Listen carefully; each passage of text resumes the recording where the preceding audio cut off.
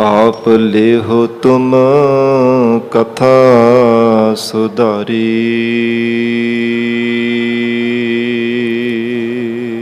सतनाम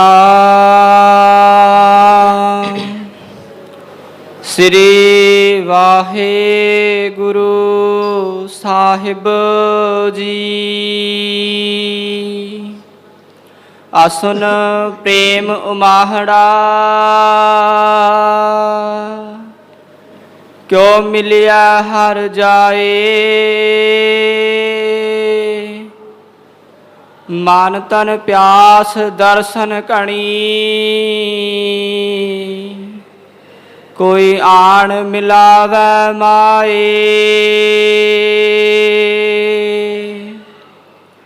असुन प्रेम उमाहड़ा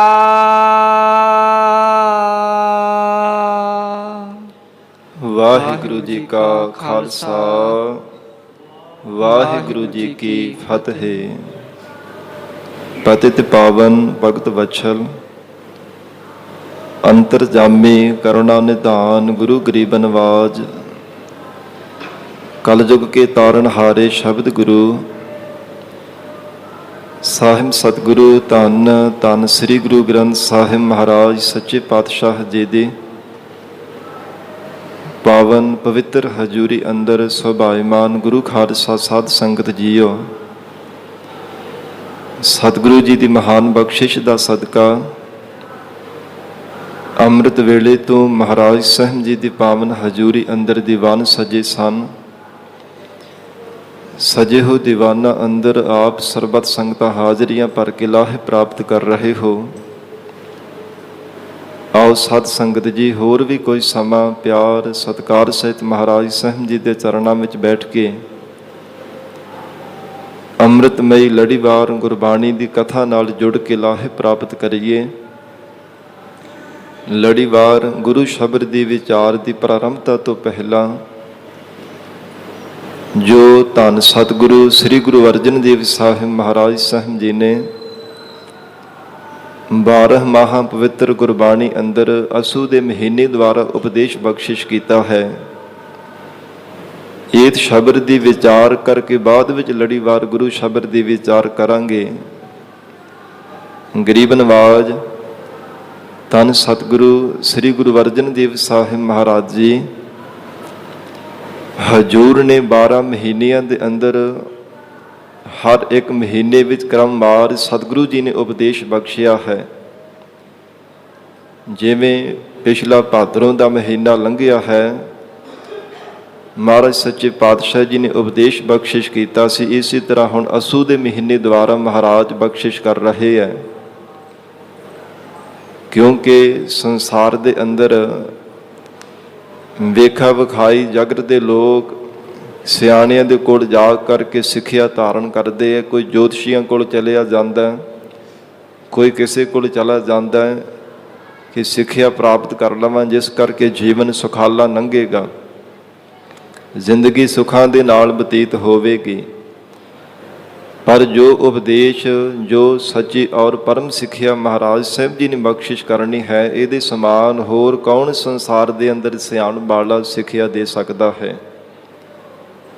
भावें कोई मनुख ज्योतिष विद्या दे विच बड़ा निपुण है जां बहुत ही सियाणा संसार के अंदर गिणिया जाता है, पर सतगुरु जी नालों वड्डा कोई विद्वान और सिक्ख्या देण वाला नहीं संसार अंदर मिल सकता।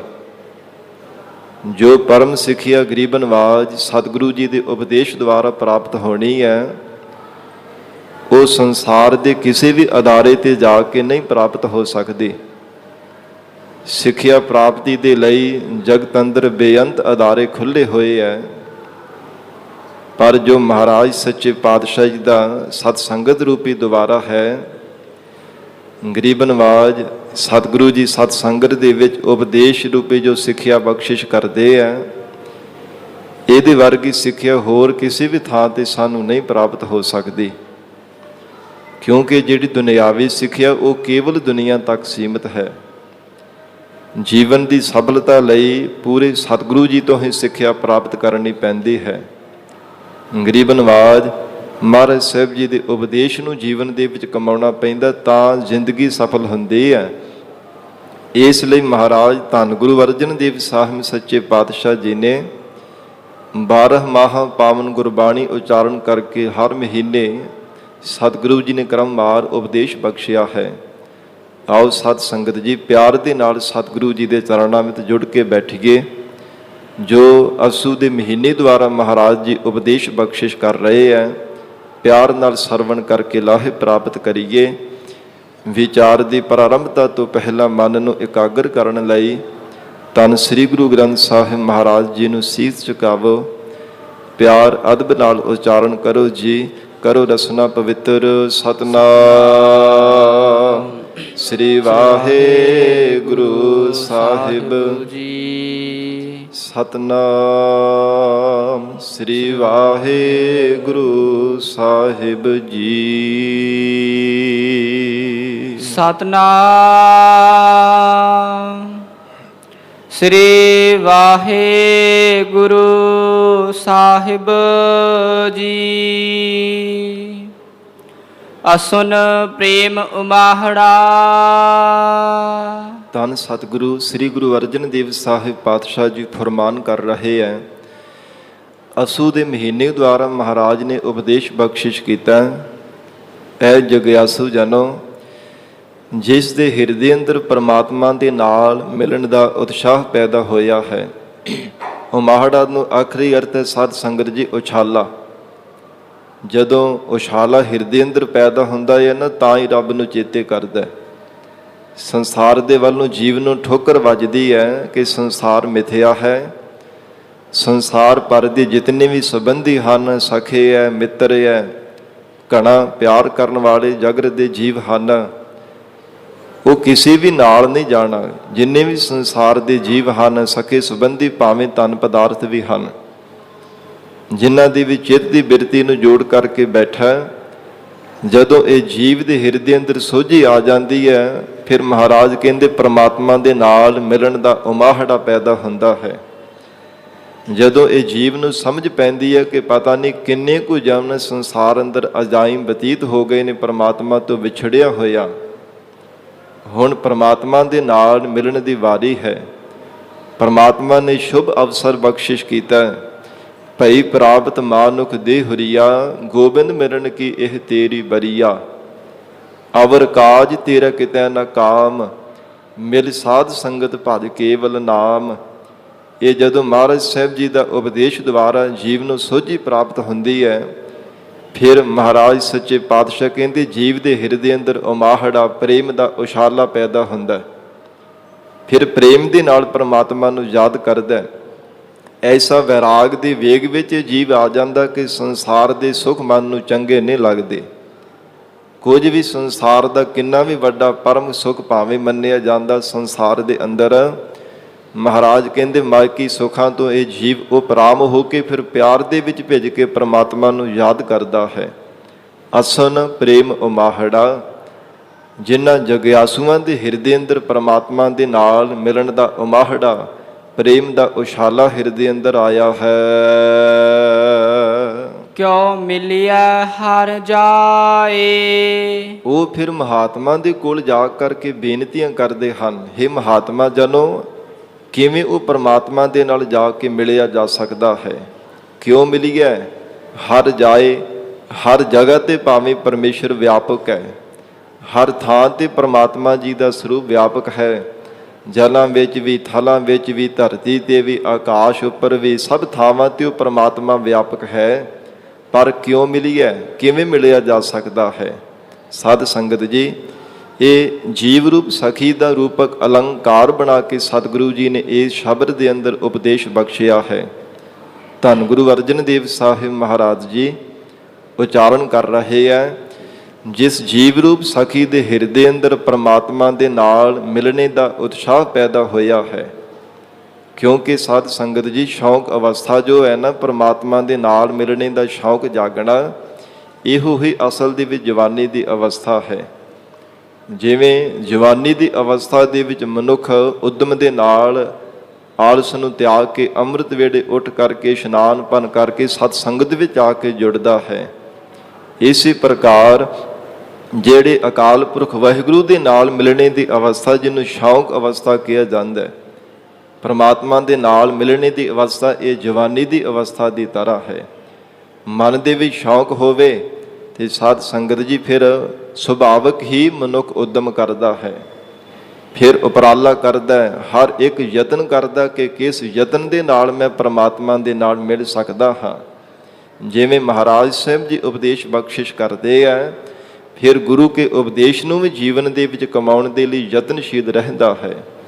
ਪਰ ਇਹ ਤਾਂ ਇਹ ਦਾਤ ਪ੍ਰਾਪਤ ਹੁੰਦੀ ਹੈ ਜੇ ਪਰਮਾਤਮਾ ਦੀ ਮਿਹਰ ਹੋਵੇ, ਹਿਰਦੇ ਅੰਦਰ ਵਾਹਿਗੁਰੂ ਦੇ ਨਾਲ ਮਿਲਣ ਦਾ ਉਮਾਹੜਾ ਪੈਦਾ ਹੋ ਜਾਵੇ, ਹਿਰਦੇ ਅੰਦਰ ਪ੍ਰੇਮ ਦਾ ਉਛਾਲਾ ਆ ਜਾਵੇ। ਫਿਰ ਬਾਰ-ਬਾਰ ਇਹ ਜੀਵ ਯਤਨ ਕਰਦਾ ਹੈ, ਮਹਾਰਾਜ ਸਾਹਿਬ ਜੀ ਦੇ ਸਨਮੁਖ ਹੋ ਕਰਕੇ ਵੀ ਬੇਨਤੀਆਂ ਕਰਦਾ ਹੈ, ਅਰਦਾਸਾਂ ਕਰਦਾ ਹੈ, ਹੇ ਮਹਾਰਾਜ ਆਪ ਕਿਰਪਾ ਕਰਕੇ ਮੈਨੂੰ ਸੋਝੀ ਬਖਸ਼ਿਸ਼ ਕਰੋ, ਕਿਸ ਯਤਨ ਕਰਨੇ ਕਰਕੇ ਮੈਂ ਪਿਆਰੇ ਪਰਮਾਤਮਾ ਦੇ ਨਾਲ ਮਿਲ ਸਕਦਾ ਹਾਂ। ਸਤਿਗੁਰੂ ਜੀ ਨੇ ਜੀਵ ਰੂਪ ਸਖੀ ਦਾ ਰੂਪਕ ਅਲੰਕਾਰ ਬਣਾ ਕੇ ਉਪਦੇਸ਼ ਬਖਸ਼ਿਆ ਹੈ। ਪਰ ਤੱਕ ਵੀ ਸਾਧ ਸੰਗਤ ਜੀ, ਜਿਹੜੀਆਂ 3 ਪ੍ਰਕਾਰ ਦੀਆਂ ਇਸਤਰੀਆਂ ਸੰਸਾਰ ਦੇ ਅੰਦਰ ਵਿਦਵਾਨ ਪੁਰਖਾਂ ਨੇ ਕਥਨ ਕੀਤੀਆਂ ਹਨ, ਜਿਵੇਂ ਪਤੀ ਦਾ ਵਿਛੋੜਾ ਸੁਣ ਕਰਕੇ ਕਿ ਪਤੀ ਪਰਦੇਸ ਦੀ ਵੀ ਚੱਲਿਆ ਹੈ, ਤੇ ਸਾਧ ਸੰਗਤ ਜੀ ਪਹਿਲੇ ਉਹ ਇਸਤਰੀਆਂ ਹੁੰਦੀਆਂ ਹਨ ਪਤੀ ਦੇ ਵਿਛੋੜਾ ਸੁਣ ਕਰਕੇ ਕਿ ਪਤੀ ਨੇ ਪਰਦੇਸ ਚਲੇ ਜਾਣਾ ਹੈ, ਸੁਣਦਿਆਂ ਸਾਰ ਹੀ ਹੱਥ ਪੈਰ ਉਹਨਾਂ ਦੇ ਸੁੰਨ ਹੋ ਜਾਂਦੇ ਹੈ। ਪਰ ਜਦੋਂ ਪਤੀ ਪਰਦੇਸ ਚਲਾ ਜਾਂਦਾ ਹੈ, ਫਿਰ ਸੰਸਾਰ ਦੇ ਕੰਮਾਂ ਵਿਹਾਰਾਂ ਦੀ ਵੀ ਚਿਰ ਦੀ ਬਿਰਤੀ ਜੁੜਨੇ ਕਰਕੇ ਪਤੀ ਦੀ ਯਾਦ ਭੁੱਲ ਜਾਂਦੀ ਹੈ।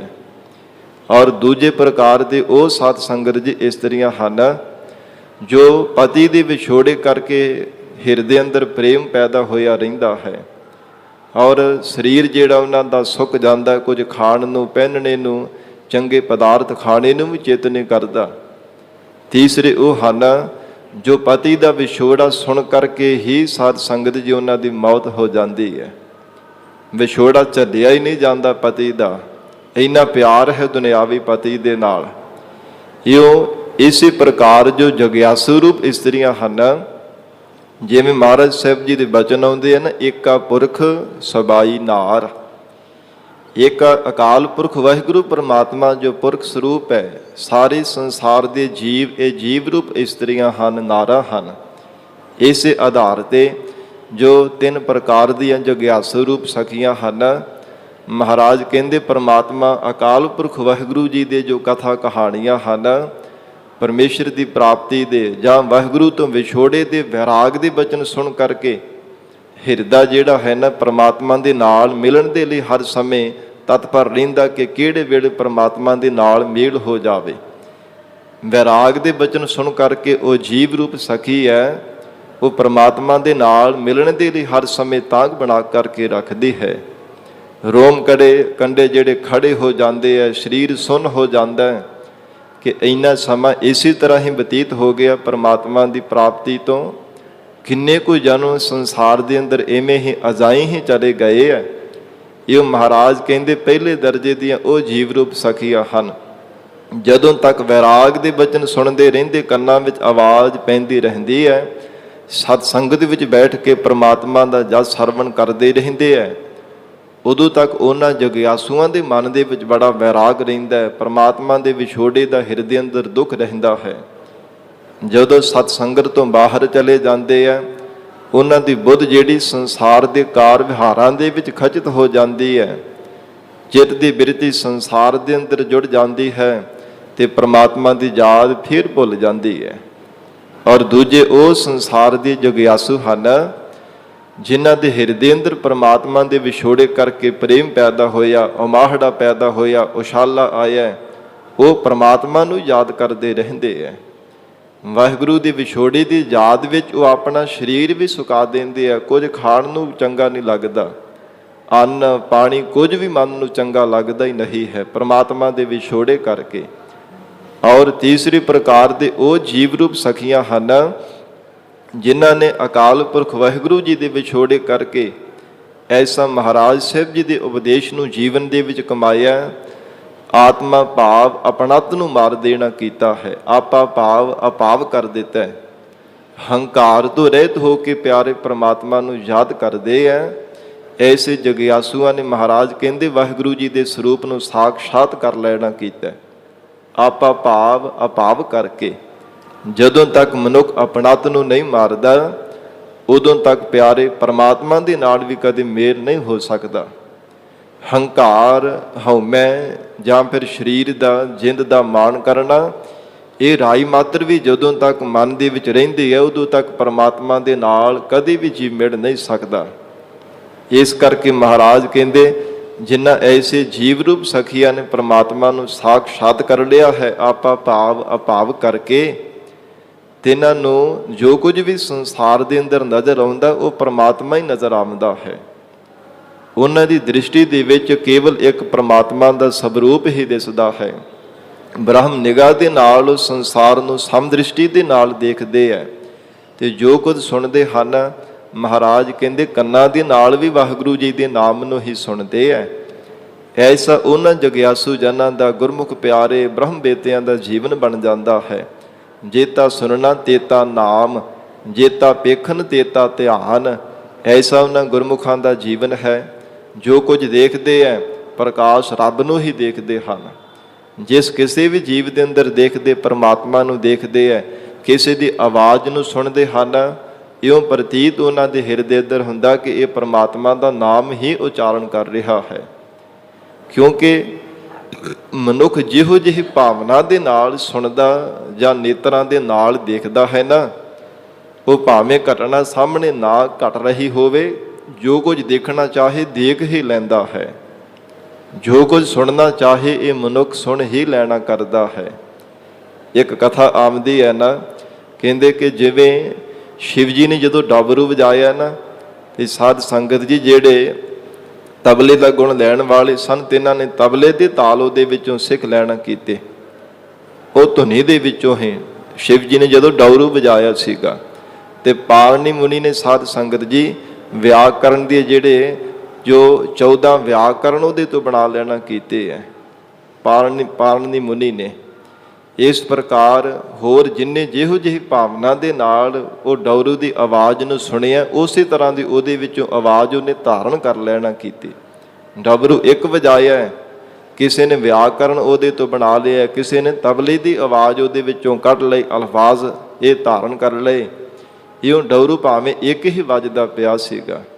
ਇਹਦੇ ਪ੍ਰਥਾਇਕ ਕਥਾ ਆਉਂਦੀ ਹੈ ਕਿ ਸਵੇਰ ਦਾ ਸਮਾਂ ਤਿੱਤਰ ਬੋਲਦਾ ਪਿਆ ਤੇ ਇੱਕ ਬਾਣੀਆ ਬੱਗੀ ਤੇ ਚੜ੍ਹ ਕੇ ਸਾਧ ਸੰਗਤ ਜੀ ਵਪਾਰ ਕਰਨ ਵਾਸਤੇ ਜਾ ਰਿਹਾ ਹੈ।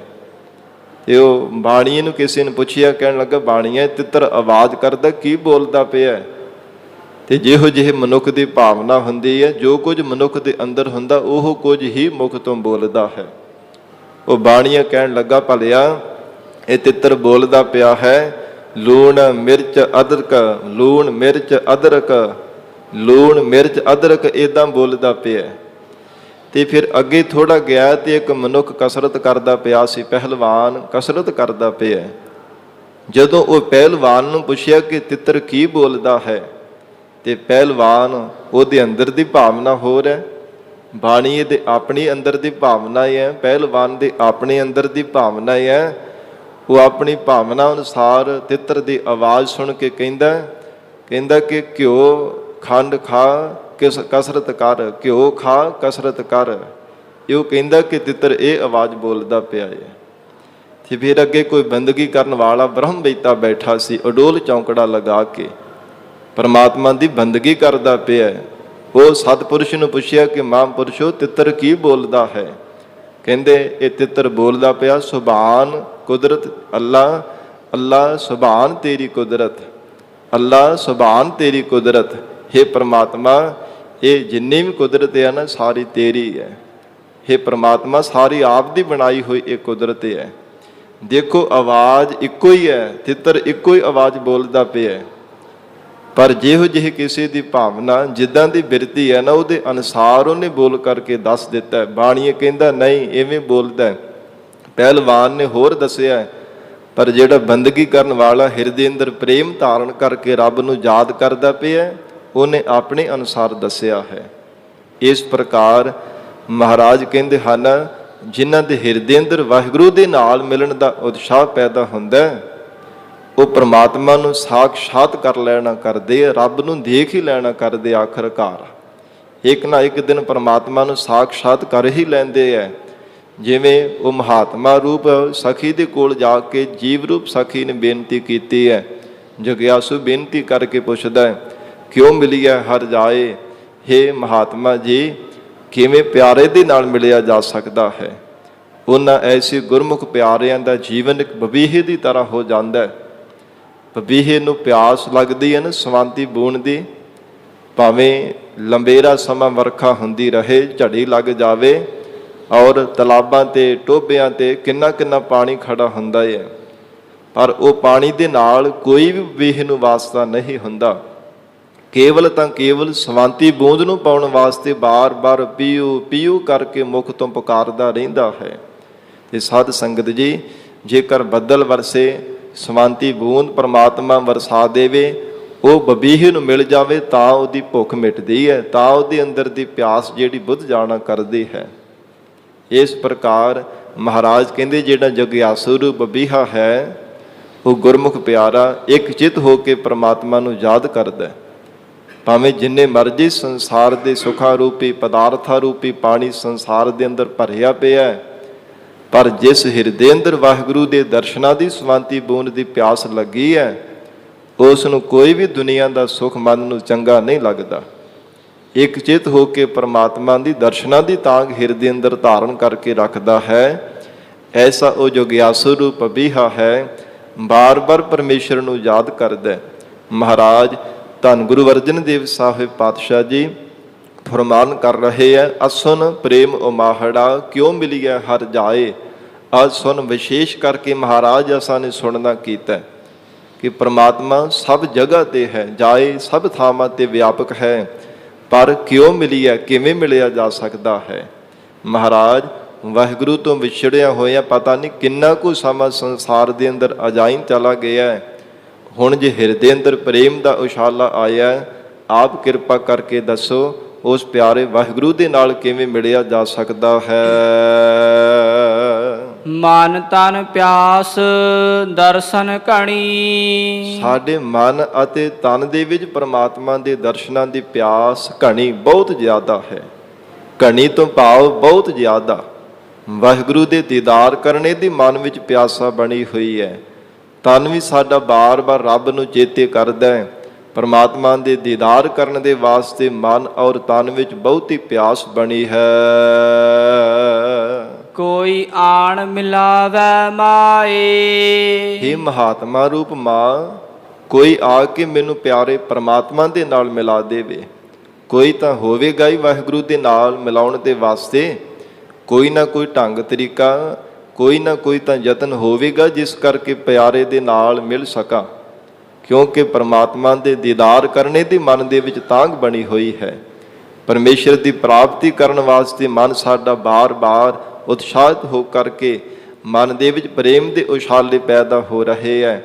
ਕਿਉਂ ਪਰਮਾਤਮਾ ਦੇ ਨਾਲ ਕਿਵੇਂ ਮਿਲਿਆ ਜਾ ਸਕਦਾ? ਕੋਈ ਤਾਂ ਹੋਵੇਗਾ ਹੀ, ਕੋਈ ਆਣ ਮਿਲਾਵੈ ਮਾਏ। ਜਿਵੇਂ ਸਤਿਗੁਰੂ ਜੀ ਦਾ ਬਚਨ ਆਉਂਦਾ ਨਾ, ਕੋਈ ਜਨ ਹਰਿ ਸਿਉ ਦੇਵੈ ਜੋਰ, ਚਰਨ ਗਹਾਓ ਬਕਉ ਸੁਭ ਰਸਨਾ ਦੀਜਹਿ ਪ੍ਰਾਨ ਅਕੋਰ। ਪਰਮਾਤਮਾ ਦੇ ਨਾਲ ਕੋਈ ਮਿਲਾ ਦੇਵੇ, ਆਪਣਾ ਆਪ ਉਹਦੇ ਤੋਂ ਨਿਸ਼ਾਵਰ ਕਰ ਦੇਵਾਂਗਾ, ਉਹਦੇ ਚਰਨਾਂ ਦੀ ਸੇਵਾ ਕਰਾਂ, ਚਰਨਾਂ ਦਾ ਪੂਜਨ ਕਰਾਂ। ਇਉਂ ਕੋਈ ਤਾਂ ਹੋਵੇਗਾ ਵਾਹਿਗੁਰੂ ਦੇ ਨਾਲ ਮਿਲਾਉਣ ਦੇ ਵਾਸਤੇ। हे ਮਹਾਤਮਾ ਰੂਪ ਮਾਂ, ਮੈਨੂੰ ਪਿਆਰੇ ਪਰਮੇਸ਼ਰ ਦੇ ਨਾਲ ਕੋਈ ਮਿਲਾ ਦੇਣਾ ਕਰੇ। ਸੰਤ ਸਹਾਈ ਪ੍ਰੇਮ ਕੇ। ਫਿਰ ਮਹਾਰਾਜ ਸਾਹਿਬ ਜੀ ਹੁਣ ਮਹਾਤਮਾ ਰੂਪ ਸਖੀ ਦੁਆਰਾ ਉਚਾਰਨ ਕਰਕੇ ਇਹ ਢੰਗ ਦੱਸ ਰਹੇ ਹੈ। ਇਹ ਜਗਿਆਸੂ ਰੂਪ ਸਖੀ ਕਿਵੇਂ ਪਰਮਾਤਮਾ ਦੇ ਨਾਲ ਮਿਲਿਆ ਜਾ ਸਕਦਾ ਹੈ, ਕੌਣ ਮਿਲਾਉਣ ਦੇ ਸਹਾਇਕ ਬਣਦੇ ਹੈ। ਮਹਾਰਾਜ ਧੰਨ ਗੁਰੂ ਅਰਜਨ ਦੇਵ ਸਾਹਿਬ ਪਾਤਸ਼ਾਹ ਜੀ ਫਰਮਾਨ ਕਰ ਰਹੇ ਹੈ, ਸੰਤ ਸਹਾਈ ਪ੍ਰੇਮ ਕੇ। ਜੋ ਬੰਦਗੀ ਕਰਨ ਵਾਲੇ ਸਤਿਪੁਰਸ਼ ਹਨ, ਜੋ ਅਕਾਲ ਪੁਰਖ ਵਾਹਿਗੁਰੂ ਜੀ ਵਿੱਚ ਹਰ ਸਮੇਂ ਲੀਨ ਰਹਿੰਦੇ ਹੈ, ਸ਼ਿਰ ਦੀ ਬਿਰਤੀ ਕਰਕੇ ਨਾਮ ਦੇ ਵਿੱਚ ਹੀ ਸਮਾਈ ਰਹਿੰਦੇ ਹਨ, ਕਦੇ ਵੀ ਜਿਨ੍ਹਾਂ ਨੂੰ ਸਵਾਸ ਗਰਾਸ ਹਿਰਦਿਓਂ ਪ੍ਰਮਾਤਮਾ ਦਾ ਯਾਦ, ਵਾਹਿਗੁਰੂ ਜੀ ਦਾ ਸਿਮਰਨ ਵਿਸਰਦਾ ਨਹੀਂ ਹੈ, ਜਿਨ੍ਹਾਂ ਪ੍ਰਥਾਈ ਸਤਿਗੁਰੂ ਜੀ ਨੇ ਬਚਨ ਉਚਾਰਨ ਕੀਤੇ ਹੈ, ਜਿਨ੍ਹਾਂ ਸਾਸ ਗਰਾਸ ਨਾ ਵਿਸਰੈ, ਹਰ ਨਾਮਾ ਮਨ ਮੰਤ, ਧਨ ਸੇ ਸੇਈ ਨਾਨਕਾ ਪੂਰਨ ਸੋਈ ਸੰਤ। ਉਹ ਪੂਰਨ ਸੰਤ ਹਨ, ਮਹਾਂਪੁਰਸ਼ ਹਨ, ਰੱਬ ਦਾ ਰੂਪ ਹਨ, ਜਿਨ੍ਹਾਂ ਨੇ ਕਦੇ ਵੀ ਵਾਹਿਗੁਰੂ ਦੀ ਯਾਦ ਨੂੰ ਹਿਰਦੇ ਵਿਸਾਰਿਆ ਨਹੀਂ ਹੈ। ਇਸ ਪ੍ਰਕਾਰ ਸੰਤ ਸਹਾਈ ਪ੍ਰੇਮ ਕੇ ਇਹ ਜੀਵ ਰੂਪ ਸਖੀ ਬੰਦਗੀ ਕਰਨ ਵਾਲੇ ਸਤਿਪੁਰਸ਼ ਹਿਰਦੇ ਅੰਦਰ ਪ੍ਰੇਮ ਲਾਉਣ ਵਾਲੇ ਹਨ, ਪਰਮੇਸ਼ਰ ਦੀ ਪ੍ਰਾਪਤੀ ਦੇ ਸਹਾਇਕ ਬਣਨ ਵਾਲੇ ਹੈ, ਰੱਬ ਦੇ ਨਾਲ ਮਿਲਾਉਣ ਵਾਸਤੇ ਵਾਹਿਗੁਰੂ ਦੇ ਪਿਆਰੇ ਸਹਾਇਕ ਹੁੰਦੇ ਹਨ। ਹਾਉ ਤਿਨ ਕੈ ਲਾਗਾ ਪਾਏ। ਉਹਨਾਂ ਦੇ ਚਰਨੀ ਜਾ ਕਰਕੇ ਲੱਗਣਾ ਕਰ, ਤਿਨਾਂ ਦੀ ਸਤ ਸੰਗਤ ਜਾ ਕਰਕੇ ਜੁੜਿਆ ਕਰ, ਕਿਉਂਕਿ ਮਹਾਰਾਜ ਸਾਹਿਬ ਜੀ ਦਾ ਬਚਨ ਆਉਂਦਾ ਹੈ ਨਾ ਕਿ ਸਤ ਸੰਗਤ ਕੀਤੀ ਤੋਂ ਬਿਨਾਂ ਕਦੇ ਹਿਰਦੇ ਅੰਦਰ ਪ੍ਰੇਮ ਨਹੀਂ ਸੱਚਾ ਲੱਗ ਸਕਦਾ। ਦੁਨਿਆਵੀ ਦੁਨੀਆ ਦਾ ਪਿਆਰ ਨਹੀਂ, ਵਾਹਿਗੁਰੂ ਦੇ ਚਰਨਾਂ ਦਾ ਪਿਆਰ, ਪਰਮੇਸ਼ਰ ਦੇ ਪ੍ਰਾਪਤੀ ਦੀ ਹਿਰਦੇ ਅੰਦਰ ਸੱਚੀ ਪ੍ਰੀਤ ਤਾਂ ਲੱਗਦੀ ਹੈ ਜੇ ਗੁਰੂ ਕੀ ਸੰਗਤ ਕੀਤੀ ਜਾਵੇ। ਮਹਾਰਾਜ ਜੀ ਨੇ ਬਚਨ ਕੀਤੇ ਹੈ, ਸਾਧ ਸੰਗਤ ਬਿਨਾ ਭਾਵ ਨਹੀਂ ਉਪਜੈ, ਭਾਵ ਬਿਨ ਭਗਤ ਨਾ ਹੋਏ ਤੇਰੀ। ਇਹ ਮਹਾਰਾਜ ਆਪ ਦੀ ਪਿਆਰੀ ਸੰਗਤ ਕੀਤੀ ਤੋਂ ਬਿਨਾ ਕਦੇ ਹਿਰਦੇ ਅੰਦਰ ਸੱਚਾ ਪ੍ਰੇਮ ਨਹੀਂ ਪੈਦਾ ਹੁੰਦਾ, ਤੇ ਜੇ ਪ੍ਰੇਮ ਨਹੀਂ ਪੈਦਾ ਹੁੰਦਾ ਤੇ ਮਹਾਰਾਜ ਆਪ ਦੀ ਪ੍ਰੇਮਾ ਭਗਤੀ ਵੀ ਨਹੀਂ ਕੀਤੀ ਜਾ ਸਕਦੀ। ਇਸ ਕਰਕੇ ਮਹਾਰਾਜ ਸਾਹਿਬ ਜੀ ਨੇ ਫਰਮਾਨ ਕੀਤਾ, ਸੰਤ ਸਹਾਈ ਪ੍ਰੇਮ ਕੇ। ਇਹ ਜੀਵ ਬੰਦਗੀ ਕਰਨ ਵਾਲੇ ਸਤਿਪੁਰਸ਼ ਹੀ ਸਹਾਇਕ ਹੁੰਦੇ ਆ ਪਰਮਾਤਮਾ ਦੇ ਨਾਲ ਮਿਲਾਉਣ ਦੇ ਲਈ, ਜਿਨ੍ਹਾਂ ਦੀ ਸੰਗਤ ਕਰਕੇ ਹਿਰਦੇ ਅੰਦਰ ਵਾਹਿਗੁਰੂ ਦੇ ਚਰਨਾਂ ਦਾ ਪਿਆਰ ਲੱਗਦਾ ਹੈ। ਫਿਰ ਉਹਨਾਂ ਦੀ ਸੰਗਤ ਕਰਨੇ ਕਰਕੇ ਪਰਮੇਸ਼ਰ ਦੀ ਪ੍ਰਾਪਤੀ ਵਾਸਤੇ ਹਿਰਦੇ ਅੰਦਰ ਉਤਸ਼ਾਹ ਪੈਦਾ ਹੁੰਦਾ ਹੈ। ਵਾਹਿਗੁਰੂ ਦੇ ਨਾਲ ਮਿਲਣ ਦੇ ਵਾਸਤੇ ਫਿਰ ਇਹ ਜੀਵ ਯਤਨ ਕਰਦਾ ਹੈ। ਜਗਿਆਸੂ ਫਿਰ ਮੁਖ ਤੋਂ ਰੱਬ ਨੂੰ ਬਾਰ-ਬਾਰ ਚੇਤੇ ਕਰਦਾ, ਸਿਮਰਨ ਕਰਦਾ ਹੈ। ਇਸ ਲਈ ਹਉ ਤਿਨ ਕੈ ਲਾਗਾ ਪਾਏ, ਉਹਨਾਂ ਦੇ ਚਰਨੀ ਜਾ ਕਰਕੇ ਲੱਗਣਾ ਕਰ, ਨਿਮਰਤਾਵਾਨ ਹੋ ਕਰਕੇ ਤਿਨਾਂ ਦੀ ਸੰਗਤ ਕਰਿਆ ਕਰ। ਵੇਣ ਪ੍ਰਭ ਕਿਉ ਸੁਖ ਪਾਈਐ। ਜੇਕਰ ਮਹਾਤਮਾ ਰੂਪ ਸਖੀ ਆ ਕਰਕੇ ਕਹੇ ਕਿ ਜਗਿਆਸੂ ਰੂਪ ਸਖੀ ਦੁਨੀਆ ਦੇ ਸੁਖ ਤਾਂ ਪ੍ਰਾਪਤ ਹੋ ਗਏ ਹੈ, ਜਾਂ ਪ੍ਰਮਾਤਮਾ ਹੀ ਸਾਖਸ਼ਾਤ ਹੋ ਕਰਕੇ ਕਹੇ, ਹੇ ਜਗਿਆਸੂ ਸੰਸਾਰ ਦੇ ਸੁੱਖ ਬਹੁਤ ਸਾਰੇ ਮਿਲ ਗਏ ਹੈ, ਹੋਰ ਕੀ ਤੈਨੂੰ ਚਾਹੀਦਾ ਹੈ?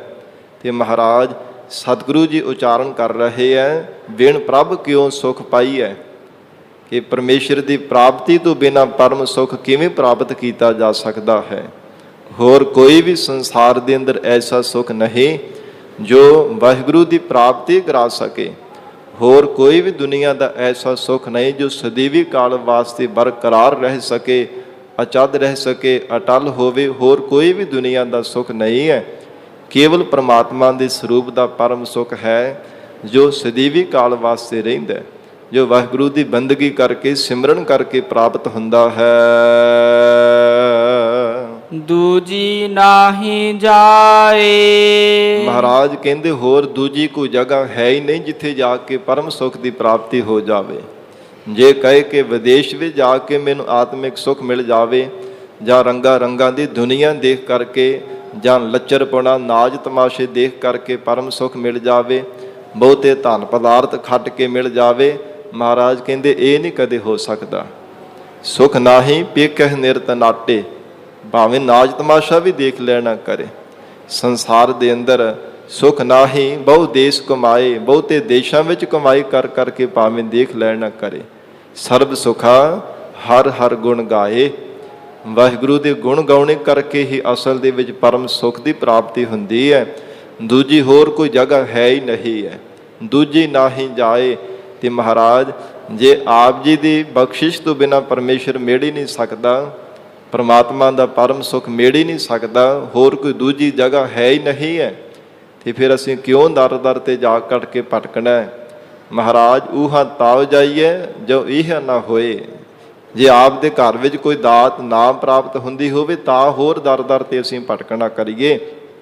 ਇਸ ਕਰਕੇ ਮਹਾਰਾਜ ਆਪ ਕਿਰਪਾ ਕਰੋ, ਅਕਾਲ ਪੁਰਖ ਵਾਹਿਗੁਰੂ ਦੇ ਸਰੂਪ ਰੂਪੀ ਪਰਮ ਸੁਖ ਸਾਨੂੰ ਬਖਸ਼ਿਸ਼ ਕਰ ਦੇਵੋ। ਜਿਨੇ ਚਾਖਿਆ ਪ੍ਰੇਮ ਰਸ।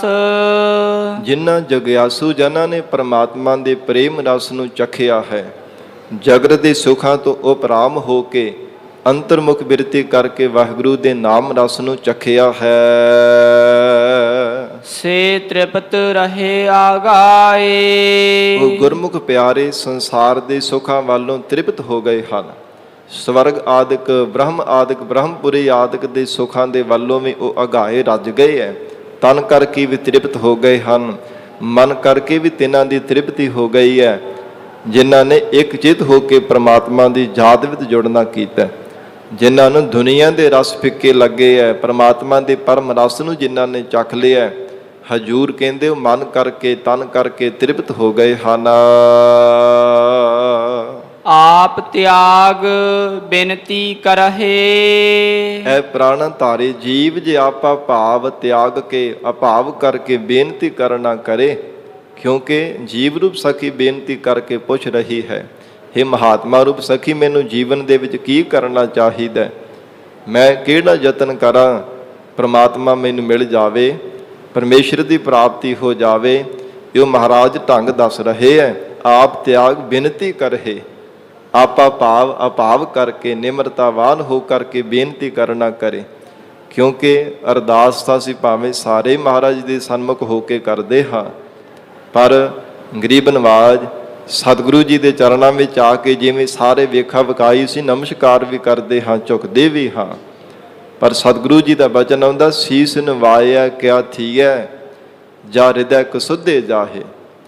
ਜੇ ਹਿਰਦੇ ਨੂੰ ਸਿੱਧਾ ਨਾ ਕੀਤਾ, ਹਿਰਦੇ ਕਰਕੇ ਹੋਰ ਦਰ ਦਰ ਤੇ ਭਾਵਨਾ ਬਣਾ ਕਰਕੇ ਬੈਠਾ ਹੋਇਆ, ਦਰ ਦਰ ਤੇ ਠੋਕਰਾਂ ਖਾਂਦਾ ਫਿਰਦਾ, ਤੇ ਮਹਾਰਾਜ ਫਿਰ ਕਹਿੰਦੇ ਕਿ ਸੀਸ ਝੁਕਾਉਣ ਦਾ ਕੋਈ ਲਾਭ ਨਹੀਂ ਪ੍ਰਾਪਤ ਹੋ ਸਕਦਾ। ਇਸ ਲਈ ਮਹਾਰਾਜ ਸਾਹਿਬ ਜੀ ਦੇ ਪੂਰਨ ਵਿਸ਼ਵਾਸ ਹੋਵੇ, ਗੁਰੂ ਬਚਨਾਂ ਤੇ ਅਟਲ ਭਰੋਸਾ ਹੋਵੇ, ਤਾਂ ਗਰੀਬ ਨਵਾਜ ਸਤਿਗੁਰੂ ਜੀ ਦੀ ਬਖਸ਼ਿਸ਼ ਨੂੰ ਪ੍ਰਾਪਤ ਕਰ ਸਕਦਾ ਹੈ। ਮਹਾਰਾਜ ਹਜੂਰ ਨੇ ਫਰਮਾਨ ਕੀਤਾ, ਆਪ ਤਿਆਗ ਬਿਨਤੀ ਕਰਹਿ, ਆਪਾ ਭਾਵ ਅਭਾਵ ਕਰਕੇ ਬੇਨਤੀ ਕਰੇ। ਮਹਾਰਾਜ ਦੋਏ ਕਰ ਜੋੜ ਕਰੋ ਅਰਦਾਸ, ਤੁਧ ਭਾਵੈ ਤਾਂ ਆਣਹਿ ਰਾਸ। ਜੇ ਕਾਰਜ ਆਪ ਜੀ ਨੂੰ ਭਾ ਜਾਵੇ ਤੇ ਰਾਸ ਆ ਜਾਵੇ। ਇਹ ਨਹੀਂ ਕਿ ਦਾਵਾ ਕਰੀ ਜਾਵੇ ਕਿ ਮਹਾਰਾਜ ਕਾਰਜ ਪੂਰਾ ਹੋਣਾ ਹੀ ਚਾਹੀਦਾ, ਹੋਣਾ ਹੀ ਚਾਹੀਦਾ।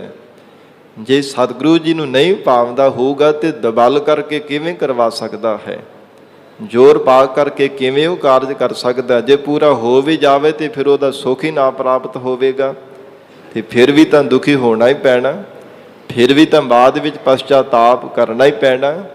ਇਸ ਕਰਕੇ ਮਹਾਰਾਜ ਸਾਹਿਬ ਜੀ ਦੇ ਸਨਮੁਖ ਹੋ ਕਰਕੇ ਬੇਨਤੀ ਕਰੇ, ਨਿਮਰਤਾਵਾਨ ਹੋ ਕਰਕੇ, ਹੇ ਮਹਾਰਾਜ ਆਪ ਜੀ ਭਲਿਆਂ ਦੇ ਬੁਰਿਆਂ ਦੀ ਪੀੜਾਂ ਨੂੰ ਪਹਿਚਾਨਣ ਵਾਲੇ ਹੋ, ਇਸ ਲਈ ਆਪ ਤਿਆਗ ਬੇਨਤੀ ਕਰਹਿ, ਆਪਾ ਭਾਵ ਅਭਾਵ ਕਰਕੇ ਮਹਾਰਾਜ ਸਾਹਿਬ ਜੀ ਦੇ ਸਨਮੁਖ ਹੋ ਕਰਕੇ ਬੇਨਤੀ ਕਰ। ਲੇਹ ਪ੍ਰਭੂ ਲੜ ਲਾਏ। ਐ ਪ੍ਰਭੂ ਜੀ ਆਪਣੇ ਸ਼ਰਨ ਰੂਪੀ ਪੱਲੇ ਦੇ ਨਾਲ ਸਾਨੂੰ ਲਾ ਲਓ। ਮਹਾਰਾਜ ਆਪ ਜੀ ਦੀ ਯਾਦ ਕਦੇ ਵੀ ਸਾਡੇ ਹਿਰਦਿਓਂ ਵਿਸਰੇ ਨਾ। ਮਹਾਰਾਜ ਕਦੇ ਵੀ ਆਪ ਜੀ ਸਾਨੂੰ ਹਿਰਦੇ ਕਰਕੇ ਭੁੱਲੋ ਨਾ।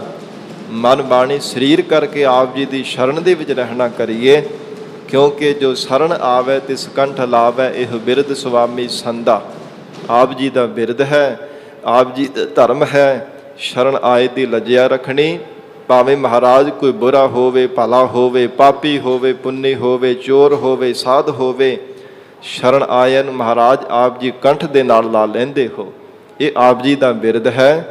ਇਸ ਲਈ ਮਹਾਰਾਜ ਆਪ ਕਿਰਪਾ ਕਰੋ, ਆਪ ਤਿਆਗ ਬੇਨਤੀ ਕਰਹਿ, ਲੇਹੁ ਪ੍ਰਭੂ ਲੜ ਲਾਏ। ਐ ਪ੍ਰਭੂ ਜੀ, ਹੇ ਮਹਾਰਾਜ ਜੀ, ਆਪਣੀ ਸ਼ਰਨ ਰੂਪੀ ਪੱਲੇ ਦੇ ਨਾਲ ਸਾਨੂੰ ਲਾ ਲੈਣਾ ਕਰੋ। ਜੋ ਹਰ ਕਾਂਤ ਮਿਲਾਇਆ। ਸਤਿਗੁਰੂ ਅਰਜਨ ਦੇਵ ਸਾਹਿਬ ਪਾਤਸ਼ਾਹ ਫਰਮਾਉਂਦੇ ਹਨ, ਜੋ ਜੀਵ ਰੂਪ ਸਖੀਆਂ ਕੰਤ ਪਰਮਾਤਮਾ ਨੇ ਆਪਣੇ ਲੜ ਲਾ ਲਈਆਂ ਹਨ। ਅਕਾਲ ਪੁਰਖ ਵਾਹਿਗੁਰੂ ਨੇ ਆਪਣੇ ਸਰੂਪ ਦੇ ਵਿੱਚ ਜਿਨ੍ਹਾਂ ਨੂੰ ਅਭੇਦ ਕਰ ਲਿਆ ਹੈ, ਪਰਮਾਤਮਾ ਨੇ ਜਿਨ੍ਹਾਂ ਦੇ ਹਿਰਦੇ ਦਾ ਪਿਆਰ, ਮਨ ਦੀ ਭਾਵਨਾ ਪੂਰਵਕ ਜਿਨ੍ਹਾਂ ਦੀ ਬੇਨਤੀ ਮਹਾਰਾਜ ਸਾਹਿਬ ਜੀ ਨੇ ਸੁਣ ਕਰਕੇ ਆਪਣੇ ਸਰੂਪ ਦੀ ਅਭੇਦਤਾ ਬਖਸ਼ੀ ਹੈ। ਸੇ ਵਿਛੁੜ ਕਤਹਿ ਨਾ ਜਾਏ। ਸਤਿਗੁਰੂ ਜੀ ਕਹਿੰਦੇ ਹੋ ਫਿਰ ਪ੍ਰਮਾਤਮਾ ਤੋਂ ਵਿਛੜ ਕੇ ਜੀਵ ਰੂਪ ਸਖੀਆਂ ਕਿਤੇ ਵੀ ਨਹੀਂ ਜਾਣਾ ਕਰਦੀਆਂ, ਭਾਵ ਦੁਬਾਰਾ ਜਨਮ ਨਹੀਂ ਧਾਰਨ ਕਰਨਾ ਪੈਂਦਾ। ਜੰਮਣ ਮਰਨਾ ਉਹਨਾਂ ਦਾ ਮਿਟ ਗਿਆ, ਜਿਨ੍ਹਾਂ ਨੂੰ ਵਾਹਿਗੁਰੂ ਜੀ ਦੇ ਸਰੂਪ ਦੀ ਪ੍ਰਾਪਤੀ ਹੋ ਗਈ ਹੈ। ਜਿਨ੍ਹਾਂ ਜਗਿਆਸੂ ਰੂਪ ਸਖੀਆਂ ਨੂੰ ਪਤੀ ਪ੍ਰਮਾਤਮਾ ਪ੍ਰਾਪਤ ਹੋ ਗਿਆ, ਉਹਨਾਂ ਨੂੰ ਫਿਰ ਬਾਰ-ਬਾਰ ਸੰਸਾਰ ਦੇ ਅੰਦਰ ਜਨਮ ਨਹੀਂ ਧਾਰਨ ਕਰਨੇ ਪਏ ਤੇ ਇਹਨਾਂ ਨੂੰ ਅਕਾਲ ਪੁਰਖ ਵਾਹਿਗੁਰੂ ਦੀ ਅਭੇਟਤਾ ਦਾ ਸੁਖ ਪ੍ਰਾਪਤ ਹੋ ਗਿਆ ਹੈ। ਪ੍ਰਭ ਵਿਣ ਦੂਜਾ ਕੋ ਨਹੀਂ। ਇੱਕ ਪ੍ਰਭੂ ਪ੍ਰਮਾਤਮਾ ਤੋਂ ਬਿਨਾ ਕੋਈ ਦੂਜਾ ਹੋਰ ਨਹੀਂ ਹੈ ਜੋ ਸਾਡਾ ਸੰਗੀ ਸਾਥੀ ਬਣ ਸਕੇ, ਜਮਾ ਦੀ ਮਾਰ ਤੋਂ ਬਚਾ ਸਕੇ। ਇੱਕ ਪਰਮੇਸ਼ਰ ਤੋਂ ਬਿਨਾ ਕੋਈ ਦੂਜਾ ਨਹੀਂ ਹੈ ਜੋ ਜੀਵਾਂ ਦੀ ਆਪ ਹੀ ਪਰਵਰਿਸ਼ ਕਰਦਾ ਹੋਵੇ, ਸਮੇਂ ਸਿਰ ਸਭ ਜੀਵਾਂ ਨੂੰ ਦਾਤਾਂ ਪ੍ਰਦਾਨ ਕਰਦਾ ਹੋਵੇ। ਨਾਨਕ ਹਰਿ ਸਰਣਾਏ। ਇਸ ਲਈ ਮਹਾਰਾਜ ਕਹਿੰਦੇ ਐ ਜੀਵ ਉਸ ਪ੍ਰਮਾਤਮਾ ਦੀ ਸ਼ਰਨ ਵਿੱਚ ਪੈਣਾ ਕਰ, ਜਿਸ ਪ੍ਰਮਾਤਮਾ ਤੋਂ ਬਿਨਾਂ ਹੋਰ ਕੋਈ ਸਰਬ ਸ਼ਕਤੀਵਾਨ, ਸਰਬ ਕਲਾ ਸਮਰੱਥ, ਸਰਬ ਵਿਆਪਕ ਹੋਰ ਕੋਈ ਸੰਸਾਰ ਅੰਦਰ ਸ਼ਕਤੀ ਨਹੀਂ ਹੈ। ਨਾ ਪਹਿਲਾਂ ਸੀ, ਨਾ ਹੋਣਾ, ਨਾ ਆਉਣ ਵਾਲੇ ਸਮੇਂ ਵਿੱਚ ਹੋ ਸਕੇਗੀ। ਉਸ ਅਕਾਲ ਪੁਰਖ ਵਾਹਿਗੁਰੂ ਪ੍ਰਮਾਤਮਾ ਦੀ ਸ਼ਰਨ ਧਾਰਨ ਕਰ, ਜਿਸ ਦੀ ਸ਼ਰਨ ਧਾਰਨ ਕਰਨੇ ਕਰਕੇ ਸਾਰੇ ਭੈ ਸਭ ਡਰ ਹਿਰਦੇ ਵਿੱਚੋਂ ਖਤਮ ਹੋ ਜਾਂਦੇ ਹੈ। ਪ੍ਰਭ ਕੀ ਸ਼ਰਨ ਸਗਲ ਭੈ ਲਾਥੇ, ਦੁੱਖ ਬਿਨਸੇ ਸੁਖ ਪਾਇਆ। ਮਹਾਰਾਜ ਕਹਿੰਦੇ ਜੀਵ ਦੇ ਦੁੱਖ ਨਾਸ ਹੋ ਜਾਂਦੇ ਹੈ, ਪਰਮ ਸੁਖ ਨੂੰ ਇਹ ਜੀਵ ਪ੍ਰਾਪਤ ਕਰ ਲੈਂਦਾ ਜੇ ਪ੍ਰਮਾਤਮਾ ਦੀ ਸ਼ਰਨ ਧਾਰਨ ਕਰ ਲਵੇ। ਔਰ ਜਿਹੜੇ ਪ੍ਰਬਲ ਵਿਕਾਰ ਹਨ, ਜੋ ਸੰਸਾਰ ਦੇ ਵੱਡੇ ਵੱਡੇ ਤਪਸਵੀਆਂ ਰਿਖੀਆਂ ਮੁਨੀਆਂ ਨੂੰ ਗੋਡੇ ਟਿਕਾ ਦੇਣਾ ਕਰਦੇ ਹੈ, ਮਹਾਰਾਜ ਕਹਿੰਦੇ ਇਹ ਪੰਜ ਵਿਕਾਰ, ਪੰਜ ਦੁਸ਼ਟ ਵੀ ਵਾਹਿਗੁਰੂ ਦੀ ਸ਼ਰਨ ਧਾਰਨ ਕਰਨੇ ਕਰਕੇ ਵਸ ਵਿੱਚ ਹੋ ਜਾਂਦੇ ਹੈ। ਤੇਰੀ ਸ਼ਰਨ ਤੇਰਾ ਪਰਵਾਸੈ, ਪੰਜ ਦੁਸ਼ਟ ਲੈ ਸਾਧੇ। ਮਹਾਰਾਜ ਆਪ ਜੀ ਦੇ ਭਰੋਸੇ ਦਾ ਸਦਕਾ, ਆਪ ਜੀ ਦੀ ਸ਼ਰਨ ਧਾਰਨ ਕਰਨੇ ਕਰਕੇ ਹੀ ਪੰਜ ਵਿਕਾਰਾਂ ਦੁਸ਼ਟਾਂ ਨੂੰ ਵਸ ਵਿੱਚ ਕੀਤਾ ਹੈ। ਗਰੀਬ ਨਵਾਜ ਧੰਨ ਗੁਰੂ ਅਰਜਨ ਦੇਵ ਸਾਹਿਬ ਪਾਤਸ਼ਾਹ ਫਰਮਾਨ ਕਰ ਰਹੇ ਹੈ, ਪ੍ਰਭ ਬਿਨ ਦੂਜਾ ਕੋ ਨਹੀਂ, ਨਾਨਕ ਹਰਿ ਸਰਣਾਏ। ਐ ਪ੍ਰਭੂ ਜੀ, ਹੇ ਅਕਾਲ ਪੁਰਖ ਵਾਹਿਗੁਰੂ ਜੀ, ਆਪ ਜੀ ਤੋਂ ਬਿਨਾਂ ਕੌਣ ਹੈ ਮਹਾਰਾਜ ਜੋ ਸਾਡੇ ਮਨ ਦਾ ਸਹਾਇਕ ਬਣ ਸਕਦਾ ਹੈ। ਮਹਾਰਾਜ ਆਪ ਤੋਂ ਬਿਨਾਂ ਕੌਣ ਹੈ ਜੋ ਸਾਡੇ ਲੋਕ ਪਰਲੋਕ ਦੇ ਵਿੱਚ ਲੱਜਿਆ ਰੱਖ ਸਕਦਾ ਹੈ, ਸਾਡਾ ਰੱਖਿਅਕ ਬਣ ਕੇ ਰੱਖਿਆ ਕਰ ਸਕਦਾ ਹੈ, ਵਿਕਾਰਾਂ ਨੂੰ ਵੀ ਦੁਸ਼ਮਣਾਂ ਤੋਂ ਸਾਨੂੰ ਬਚਾ ਸਕਦਾ ਹੈ। ਮਹਾਰਾਜ ਔਗਣਾ ਤੋਂ ਪਾਪ ਕਰਮ ਕਰਨੇ ਤੋਂ ਮਨ ਨੂੰ ਟਾਲ ਕਰਕੇ ਰੱਖ ਸਕਦਾ ਹੈ। ਆਪ ਜੀ ਤੋਂ ਬਿਨਾਂ ਕੋਈ ਦੂਜਾ ਨਹੀਂ ਹੈ।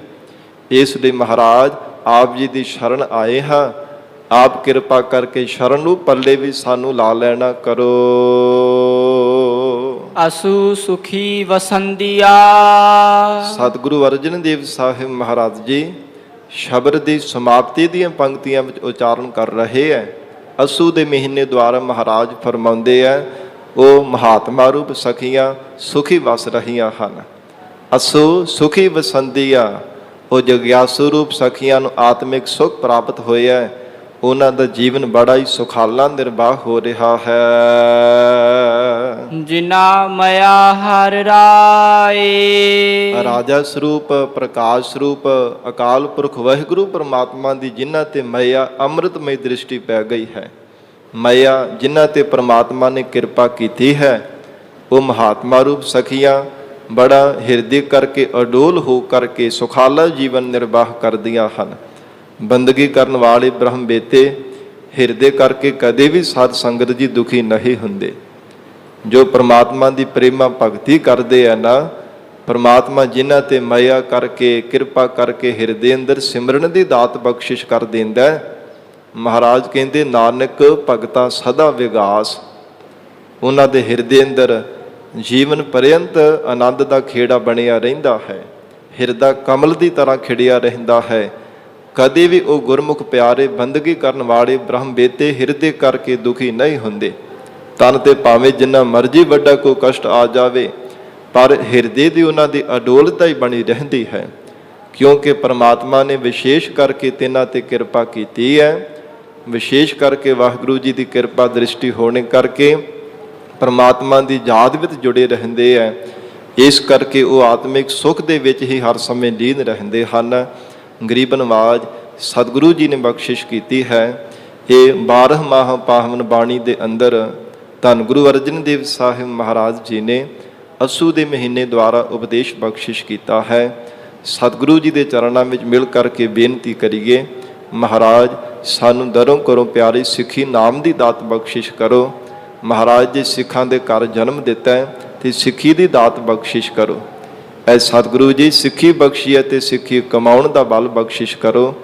ਗਰੀਬ ਨਵਾਜ ਸਤਿਗੁਰੂ ਜੀ ਦੇ ਚਰਨਾਂ ਵਿੱਚ ਬੇਨਤੀ ਕਰੀਏ, ਮਹਾਰਾਜ ਰਹਿਮਤ ਕਰਨ, ਆਪਣੇ ਚਰਨਾਂ ਦਾ ਪਿਆਰ, ਆਪਣੇ ਚਰਨਾਂ ਦੀ ਪ੍ਰੀਤ ਬਖਸ਼ਿਸ਼ ਕਰਕੇ ਸਾਨੂੰ ਸਭ ਨੂੰ ਨਿਵਾਜ ਦੇਣ। ਆਓ ਹੁਣ ਸਾਧ ਸੰਗਤ ਜੀ ਲੜੀਵਾਰ ਗੁਰਬਾਣੀ ਦੀ ਕਥਾ ਨਾਲ ਜੁੜੀਏ, ਜੋ ਇਸ ਪਾਵਨ ਅਸਥਾਨ ਗੁਰਦੁਆਰਾ ਲੰਗਰ ਸਾਹਿਬ ਹਰ ਰੋਜ਼ ਨਿਤ ਦੀ ਮਰਜ਼ਾਦਾ ਅਨੁਸਾਰ ਲੜੀਵਾਰ ਗੁਰੂ ਸ਼ਬਦ ਦੀ ਵਿਚਾਰ ਹੁੰਦੀ ਹੈ। ਪਿਆਰ ਦੇ ਨਾਲ ਗੁਰੂ ਚਰਨਾਂ ਵਿੱਚ ਬੈਠ ਕੇ ਸਰਵਣ ਕਰੀਏ। ਮਹਾਰਾਜ ਧੰਨ ਸਤਿਗੁਰੂ ਸ੍ਰੀ ਗੁਰੂ ਅਰਜਨ ਦੇਵ ਸਾਹਿਬ ਸੱਚੇ ਪਾਤਸ਼ਾਹੀ ਦੀ ਪਾਕ ਰਸਨਾ ਤੋਂ ਉਚਾਰਨ ਕੀਤੀ ਹੋਈ ਪਾਵਨ ਬਾਣੀ 52 ਅੱਖਰੀ ਸ੍ਰੀ ਗੁਰੂ ਗ੍ਰੰਥ ਸਾਹਿਬ ਜੀ ਦੇ 250 ਅੰਗ ਤੇ ਸੁਸ਼ੋਭਿਤ ਹੈ। ਮਹਾਰਾਜ ਸਾਹਿਬ ਜੀ ਇਸ ਪਾਵਨ ਬਾਣੀ ਦੇ ਰਾਹੀਂ ਉਪਦੇਸ਼ ਬਖਸ਼ਿਸ਼ ਕਰ ਰਹੇ ਹੈ। ਪਿਆਰ ਦੇ ਨਾਲ ਸਰਵਣ ਕਰੀਏ। ਮਹਾਰਾਜ ਸਾਹਿਬ ਜੀ ਨੂੰ ਸੀਸ ਝੁਕਾ ਕੇ ਇੱਕ ਵਾਰ ਰਸਨਾ ਤੋਂ ਉਚਾਰਨ ਕਰੋ ਜੀ। ਸਤਨਾਮ ਸ੍ਰੀ ਵਾਹਿਗੁਰੂ ਸਾਹਿਬ ਜੀ। ਸਤਨਾਮ ਸ੍ਰੀ ਵਾਹਿਗੁਰੂ ਸਾਹਿਬ ਜੀ। ਸਲੋਕ ਅਨਕ ਭੇਖ ਅਗਿਆਨ ਧਿਆਨ। ਧੰਨ ਸਤਿਗੁਰੂ ਸ੍ਰੀ ਗੁਰੂ ਅਰਜਨ ਦੇਵ ਸਾਹਿਬ ਮਹਾਰਾਜ ਸ਼ਲੋਕ ਉਚਾਰਨ ਕਰ ਰਹੇ ਹੈ, ਜੋ ਸ਼ਬਦ ਦੇ ਅੰਦਰ ਮੂਲ ਰੂਪ ਦੇ ਵਿੱਚ ਮਹਾਰਾਜ ਜੀ ਨੇ ਉਚਾਰਨ ਕੀਤਾ ਹੈ ਕਿ ਜਗਤ ਅੰਦਰ ਅਨੇਕਾਂ ਭਾਵੇਂ ਕੋਈ ਮਨੁੱਖ ਆਪਣੇ ਤਨ ਦੇ ਉੱਪਰ ਭੇਖ ਬਣਾ ਲਵੇ, ਅਨੇਕ ਭੇਖ ਔਰ ਗਿਆਨ ਧਿਆਨ ਤੇ ਅਨੇਕਾਂ ਪ੍ਰਕਾਰ ਦਾ ਦੁਨੀਆ ਦਾ ਗਿਆਨ ਪ੍ਰਾਪਤ ਕਰ ਲਵੇ, ਫਿਰ ਅਨੇਕਾਂ ਤਰ੍ਹਾਂ ਕਰਕੇ ਧਿਆਨ ਸਾਧਨਾ ਨੂੰ ਵੀ ਸਾਧ ਲੈਣਾ ਕਰੇ, ਕਿਉਂਕਿ ਪਰਮੇਸ਼ਰ ਦੀ ਪ੍ਰਾਪਤੀ ਦੇ ਬਹੁਤ ਸਾਰੇ ਜਗਤ ਦੇ ਅੰਦਰ ਸਾਧਨ ਹੈ। ਤਮਾਮ ਸੰਸਾਰ ਦੇ ਜੀਵ ਹਨ, ਕੋਈ ਕਿਸੇ ਢੰਗ ਦੇ ਨਾਲ, ਕੋਈ ਕਿਸੇ ਢੰਗ ਦੇ ਨਾਲ ਯਤਨ ਕਰਦਾ ਹੈ। ਕੋਈ ਨਾ ਕੋਈ ਹਰ ਸਮੇਂ ਜੀਵ ਯਤਨਸ਼ੀਲ ਰਹਿੰਦਾ ਹੈ ਕਿ ਇਸ ਢੰਗ ਦੁਆਰਾ ਇਹ ਸਾਧਨ ਕਰਨੇ ਕਰਕੇ ਮੈਨੂੰ ਪਰਮਾਤਮਾ ਦੀ ਪ੍ਰਾਪਤੀ ਹੋ ਜਾਵੇਗੀ, ਹਿਰਦੇ ਅੰਦਰ ਗਿਆਨ ਦਾ ਪ੍ਰਕਾਸ਼ ਹੋ ਜਾਵੇਗਾ। ਪਰ ਮਹਾਰਾਜ ਸਤਿਗੁਰੂ ਜੀ ਫਰਮਾਉਂਦੇ ਹਨ, ਅਨੇਕ ਭੇਖ ਅਰ ਗਿਆਨ ਧਿਆਨ। ਭੇਖ ਉਹਨੂੰ ਕਿਹਾ ਜਾਂਦਾ ਹੈ ਜੋ ਜੀਵਨ ਮਨੁੱਖ ਦੇ ਅੰਦਰ ਨਾ ਹੋਵੇ ਤੇ ਬਾਹਰੋਂ ਤਨ ਦੇ ਉੱਪਰ ਭੇਖ ਬਣਾ ਕਰਕੇ ਬੈਠਾ ਹੋਵੇ, ਵਿਖਾਵੇ ਕਰਕੇ ਜਗਤ ਦੇ ਲੋਕਾਂ ਨੂੰ ਭਰਮਾ ਕੇ ਅੱਖੀਂ ਘਾਟਾ ਪਾ ਕੇ ਤੇ ਆਪਣੀ ਪੂਜਾ ਕਰਾਈ ਜਾਵੇ। ਭੇਖ ਭਾਵੇਂ ਬੰਦਗੀ ਕਰਨ ਵਾਲੇ ਸੰਤਾਂ ਵਾਲਾ ਹੋਵੇ, ਪਰ ਸਾਧ ਸੰਗਤ ਜੀ ਹਿਰਦੇ ਅੰਦਰ ਛਲ ਧਾਰਨ ਕੀਤਾ ਹੋਵੇ। ਇਹ ਮਹਾਰਾਜ ਕਹਿੰਦੇ ਐਸਾ ਭਾਵੇਂ ਤਨ ਤੇ ਤਰ੍ਹਾਂ ਤਰ੍ਹਾਂ ਦੀ ਕੋਈ ਭੇਖ ਬਣਾ ਲਵੇ, ਫਿਰ ਦੁਨੀਆ ਭਰ ਦਾ ਗਿਆਨ ਵੀ ਭਾਵੇਂ ਪ੍ਰਾਪਤ ਕਰ ਲਵੇ, ਧਿਆਨ ਸਾਧਨਾ ਵੀ ਕਈ ਤਰ੍ਹਾਂ ਕਰਕੇ ਭਾਵੇਂ ਜੀਵਨ ਵਿੱਚ ਧਾਰਨ ਕਰ ਲਵੇ। ਮਨ ਹਠ ਮਿਲਿਆ ਨਾ